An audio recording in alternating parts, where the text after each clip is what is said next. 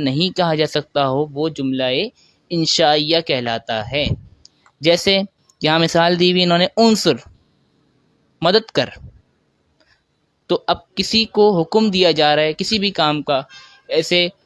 تم لکھو، تم مدد کرو، تو اب اس میں سچے اور جھوٹ کا احتمال نہیں بچتا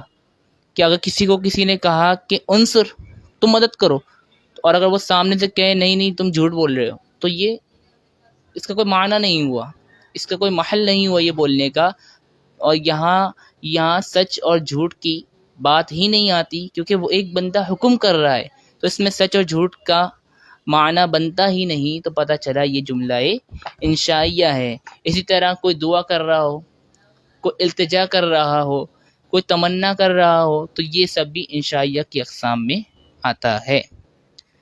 تو آج کے درس میں ہم نے جو پڑھا اس کا ایک بار خلاصہ بھی سماعت فرماتے ہیں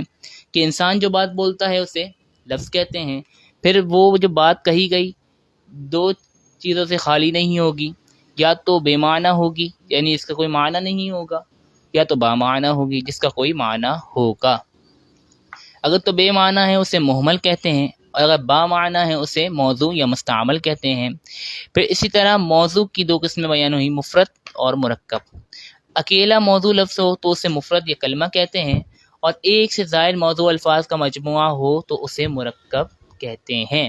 پھر مرکب کی دو اقسام بیان کی کہ مرکب ناقص اور مرکب تام۔ جس مرکب میں بات مکمل نہ ہو اسے مرکب ناقص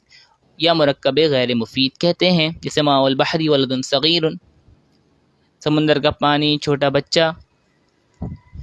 اسی طرح جس مرکب میں بات مکمل ہو جائے اسے مرکب تام کہتے ہیں، اور اسی مرکب تام کو مرکب مفید جملہ اور کلام بھی